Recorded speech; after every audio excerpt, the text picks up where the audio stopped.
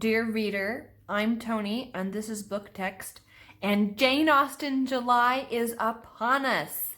So I have my TBR for you today. But first, our word of the day is a Regency slang word. It is hen-hearted. It's an adjective, and it refers to being cowardly. So it was the original calling somebody chicken. They were hen-hearted. Kind of fun. Do you know any hen-hearted characters in Jane Austen's books? I can think of several. So there are several prompts in Jane Austen July. Of course, this read-along is hosted by Marissa at Blatantly Bookish and Katie at Books and Things. I will link to their announcement videos below. I will not be doing all of the prompts this year because I have another read-a-thon that I want to participate in later in the month, but I will spend the first part of the month doing some serious Jane Austen related reading. So I have 3 books that I will be using for responses to some of the prompts. First, so I have not actually read all of Jane Austen's works. So instead of rereading Pride and Prejudice or Emma, I will skip those read-alongs that they are doing, and instead I'm going to read a book that I have not read before, which is Jane Austen's Mansfield Park.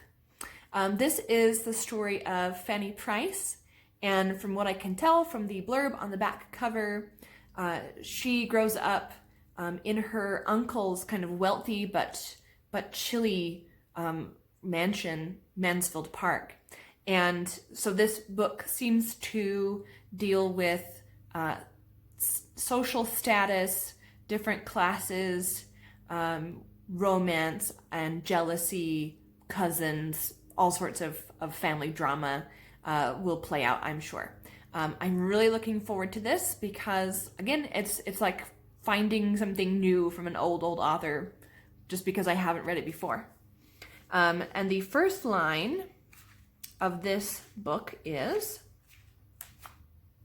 about 30 years ago, Miss Maria Ward of Huntingdon, with only £7,000, had the good luck to captivate Sir Thomas Bertram of Mansfield Park in the county of Northampton, and to be thereby raised to the rank of a baronet's lady, with all the comforts and consequences of a handsome house and large income.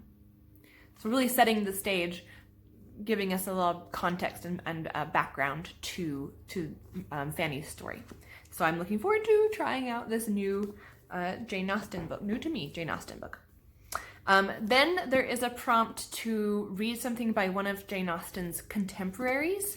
And for that prompt, I will be reading Charlotte Lennox's The Female Quixote or The Adventures of Arabella. This sounds like a riotous romance, capital R. It is about Arabella, who grows up in, again, kind of a remote castle with her widowed father, who seems like he probably is remote himself.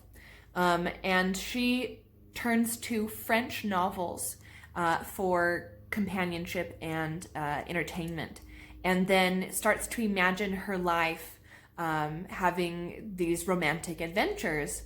And so it does actually have that kind of intertextuality with Don Quixote. And I have read Don Quixote and I enjoyed it. I thought it was kind of an interesting look at what happens when times change and how people are affected by literature, especially romantic or in Don Quixote's situation, chivalric literature. So I am looking forward to this. The first line of the book is, the Marquis of Blank, for a long series of years, was the first and most distinguished favorite at court. He held the most honorable employments under the crown, disposed of all places of profit as he pleased, presided at the council, and in a manner governed the whole kingdom. So again, kind of setting up the stage for Arabella's story. Looking forward to The Female Quixote.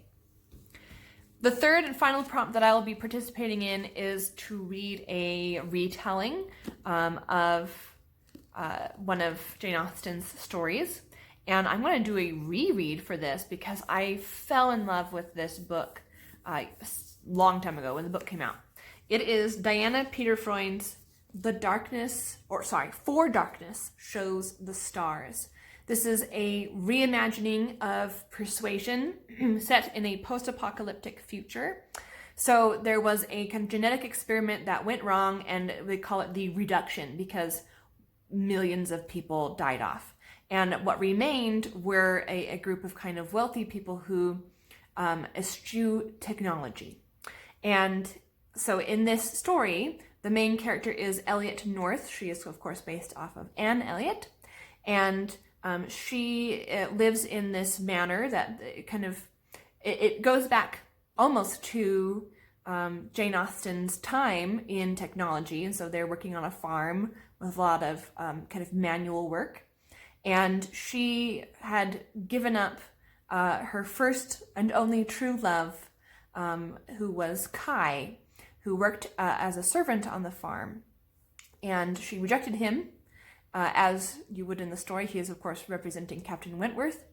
And he comes back years later as part of this movement for introducing technology. And the story kind of progresses from there. So we have the interesting dichotomy between the wealthy and the poor, as is usual in Jane Austen's work, but also the technology versus no technology debate comes up a lot in this, progress versus no progress kind of, and it's really interesting to see how it all plays out. I love the kind of sci-fi elements that are in here. So I'm going to be rereading For Darkness Shows the Stars. And the first sentence is actually it's a letter from Elliot to Kai when they were younger. It says, "Dear Kai, my name is Elliot and I am 6 years old and live in the big house." So kind of you get to see their relationship from the beginning to the end. Love this book. So those are my 3 Jane Austen July books. I am so excited to participate this year and be making some videos for it. So I will have further things to say about Jane Austen later in the month of July. Remember, there's always another book.